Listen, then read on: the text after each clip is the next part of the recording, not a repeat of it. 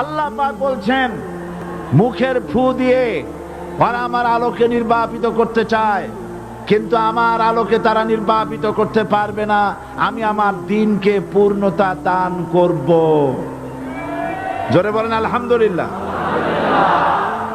কবি বলছেন সতেজা কার রহা হ্যায় अज़ल से ता इमरोज़, सतेजा का रहा है अज़ल से ता इमरोज़, चरागे मुस्तफा भी से शरारे बुलाबिस। সেই আবহমান কাল থেকে শুরু করে মুহাম্মদ সাল্লাল্লাহু আলাইহি সাল্লামের চেরাগকে, ইসলামের আলোকে নিভিয়ে দেওয়ার জন্য আবু জাহেলের গোষ্ঠীরা চিরকাল চেষ্টা করেছে। আল্লাহ পাক তাদের এই বাতিলের সৃষ্ট টর্নেডো, গর্কি, জলোচ্ছ্বাস, ঘূর্ণিঝড়কে সবকিছু উপেক্ষা করে মুহাম্মদ সাল্লাল্লাহু আলাইহি সাল্লামের ইসলামের, আল্লাহর ইসলামের চেরাগকে, বাতিকে জ্বালিয়ে রেখেছেন।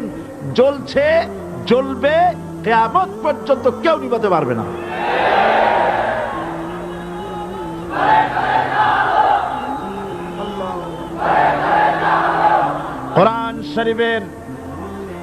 কোরআন শরীফের তাফসীর শুরু করার আগে প্রতিদিনের মতো সাংবাদিকদের জন্য কিছু কথা বলতে হয়, কারণ সময় মতো তারা খবর পৌঁছতে না পারলে, আপনারা এখানে লক্ষ লক্ষ আছেন মানুষ, কিন্তু সারা জাতি জানতে পারবে না এখানে কি হচ্ছে।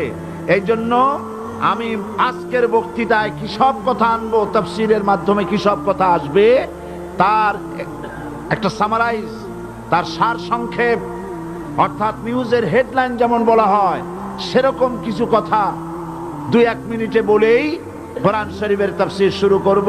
বেমাশিয়াতিল্লাহ, বিইজনিল্লাহ, বেফদলিল্লাহ। সেই কথাগুলি হচ্ছে এই পৃথিবীতে নবী রাসূলগণের আগমন ঘটেছিল, উদ্দেশ্য ছিল এই আল্লাহর জমিনে আল্লাহর মানুষের উপরে আল্লাহর বিধান কায়েম করা। এটাই ছিল নবীদের আগমনের উদ্দেশ্য। আর শয়তানের আগমনের উদ্দেশ্য ছিল আল্লাহর বিধানের পরিবর্তে ধর্ম নিরপেক্ষ মতবাদ কায়েম করা। এজন্য পৃথিবীর কোন নবী, কোন রাসূল ধর্ম নিরপেক্ষ ছিলেন না, সবাই ছিলেন ধর্মের পক্ষে। রাসূলুল্লাহর অসংখ্য সাহাবীদের মধ্যে একজন সাহাবীও ধর্মের ব্যাপারে নিরপেক্ষ ছিলেন না।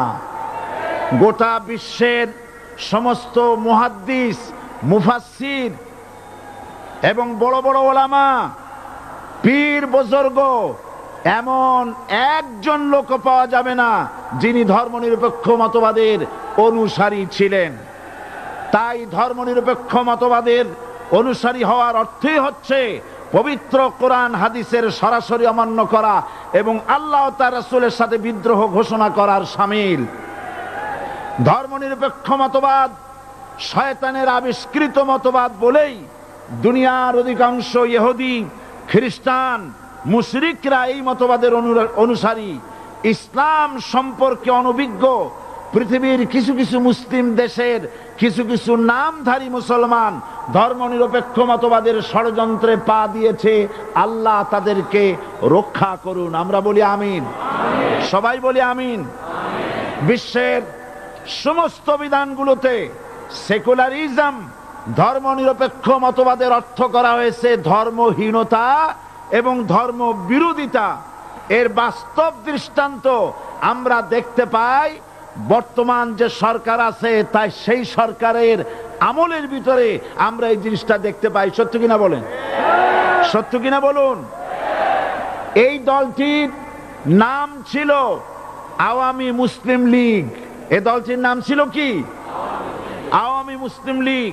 তখন তারা নারায়ে তাকবীর, আল্লাহু আকবার ধ্বনি দিত, স্লোগান দিত, কিন্তু ধর্মনিরপেক্ষ মতবাদ দলীয় আদর্শ হিসাবে গ্রহণ করার কারণে নারায়ে তাকবীর, আল্লাহু আকবার এই স্লোগান তারা বর্জন করেছে। 1972 সনে যখন তারা ক্ষমতায় এলেন, তখন সংবিধানের শিরোনামে মুসলিম প্রথা সিদ্ধ বিসমিল্লাহির রহমানির রহিম তারা পরিত্যাগ করেছিল। সমস্ত বিশ্ববিদ্যালয়ের মনোগ্রাম থেকে ইকরা বিসমি রব্বিকাল্লাযী খালাক রব্বি জিদনি ইলমা এটাকে তারা বাদ দিয়েছিল। সলিমুল্লাহ মুসলিম হল এই নাম থেকে মুসলিম শব্দ বাদ দিয়েছিল।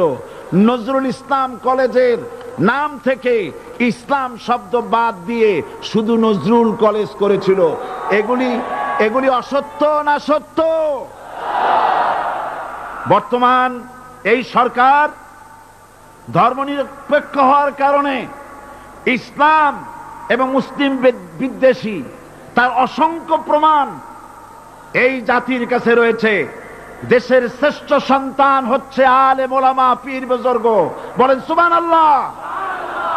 দেশের শ্রেষ্ঠ সন্তান পীর মাশায়েখ আলেম ওলামাদের বিরুদ্ধে কোন জায়গায় কোন দুর্ঘটনা ঘটলেই তাদেরকেই দায়ী করা হয়। হরকুতুল জিহাদ, লাদেন বাহিনী, তালেবান নাম করে আলেমদেরকে গ্রেফতার করে এই সরকার পুলিশ দিয়ে নির্যাতন করেছে সরকার। একথা সর্বজনবিদিত যে সন্ত্রাস এবং হত্যা ধর্ষণের 90% অনুষ্ঠিত হয় কলেজ বিশ্ববিদ্যালয় পড়ুয়াদের মধ্য থেকে। আর চরিত্র সৃষ্টির শ্রেষ্ঠ কারখানা মাদ্রাসাগুলি এই সরকার একটা একটা করে বন্ধ করার পরিকল্পনা গ্রহণ করেছে। মাদ্রাসা শিক্ষাকে সংকুচিত করে ফেলছে। শুধু তাই নয়, দেশে অসংখ্য ভালো মন্দ পত্রিকা আছে, আরো রয়েছে ফুটপাতের অসংখ্য অশ্লীল ম্যাগাজিন, পর্ণ পত্রিকা। দেশের অধিকাংশ জাতীয় দৈনিকগুলো হিন্দুস্তানের টাকায় পরিচালিত এবং এগুলি হচ্ছে ইসলামের চরম বিদ্বেষী। সরকার সেগুলিরই পৃষ্ঠপোষকতা করছে, আর্থিক সাহায্য দিচ্ছে, বিজ্ঞাপন দিচ্ছে।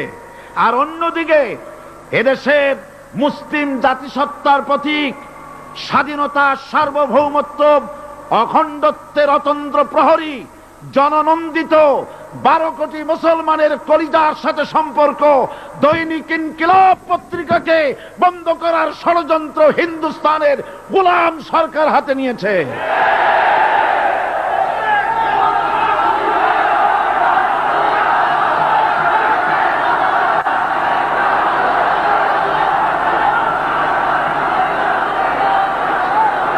সরকার বস্তুনিষ্ঠ সাংবাদিকতায় ভয় পায়, ইসলামের পক্ষে কথা লিখলে ভয় পায়।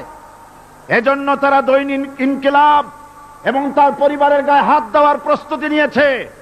দৈনিক ইনকিলাবের সম্পাদকের গায়ে যদি হাত দেওয়া হয়, ইনকিলাব যদি বন্ধ করে দেওয়া হয়, সারা বাংলাদেশ অচল হয়ে যাবে।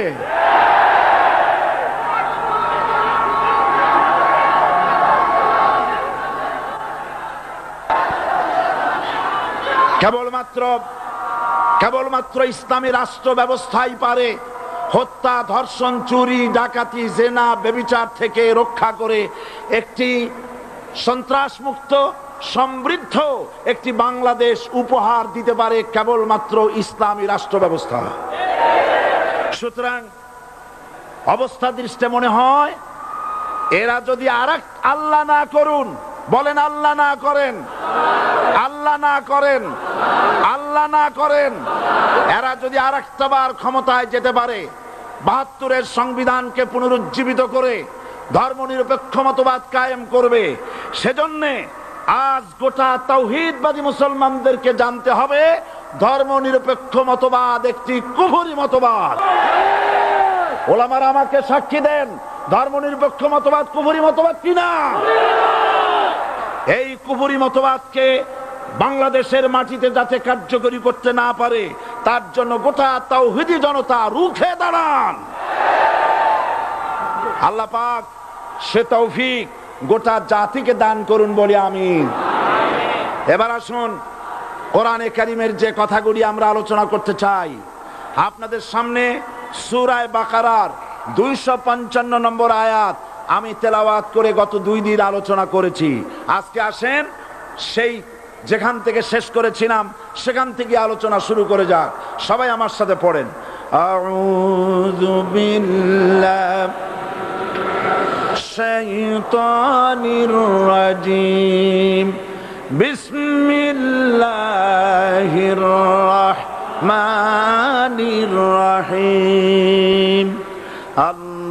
আল্লাহু লা ইলাহা ইল্লা হুয়াল হাইয়ুল কাইয়্যুম লা তাখুযুহু সিনাতুন ওয়ালা নাওম লাহু মা ফিস সামাওয়াতি ওয়া মা ফিল আরদ من ذا الذي يشفع عنده إلا بإذنه يعلم ما بين أيديهم وما خلفهم ولا يحيطون بشيء من علمه إلا بما شاء وسع كرسيه السماوات والأرض ولا يؤوده حفظهما وهو العلي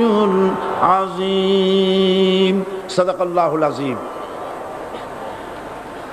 আমি এই সূরার এই আয়াতে আলোচনা করতে গিয়ে আপনাদের সামনে বলেছিলাম কোরআন শরীফের সর্বশ্রেষ্ঠ আয়াত হচ্ছে হাদিস অনুযায়ী কোন আয়াত? আয়াতুল কুরসি। আল্লাহ পাকের সার্বভৌমত্বের পরিচয় এই আয়াতে কারিমার মধ্যে আল্লাহ পাক দিয়েছেন। গত 2 দিন আমরা আল্লাহ পাকের সার্বভৌমত্ব এবং তার পরিচয় সম্পর্কে আলোচনা করেছি। আজকে সামনের দিকে আমরা এগোতে থাকবো যতদূর আলোচনা করা যায়। আল্লাহ পাক বলছেন আল্লাহু লা ইলাহা ইল্লা হুয়াল হাইয়ুল কাইয়্যুম। আল্লাহ হচ্ছেন তিনি যিনি ছাড়া কোনো ইলাহ নাই। লা ইলাহা ইল্লাহু, তিনি ছাড়া কোনো ইলাহ নাই, সার্বভৌমত্বের মালিক কেউ নাই। এই যে লা ইলাহা, কোনো ইলাহ নাই, আমরা কালেমার মধ্যে এই কথাটা বলি। আমাদের কালেমায়ে তাইয়্যিবা আমরা কি উচ্চারণ করি? লা ইলাহা ইল্লাল্লাহু মুহাম্মাদুর রাসূলুল্লাহ। জোরে পড়েন লা ইলাহা ইল্লাল্লাহ, লা ইলাহা ইল্লাল্লাহু মুহাম্মাদুর রাসূলুল্লাহ। লা ইলাহা, কোনো ইলাহ নাই। এই দাওয়াত দিয়েছেন দুনিয়ার সমস্ত পয়গম্বর। এটা কি শুধু রাসূলুল্লাহর দাওয়াত ছিল? সমস্ত নবীদের স্লোগান ছিল একটা। সমস্ত নবীদের স্লোগান ছিল কয়টা? সবাই বলুন, কি সেই স্লোগান? লা ইলাহা ইল্লাল্লাহ। কোরআন শরীফের ভিতরে ইলাহ শব্দ 147 বার এসেছে।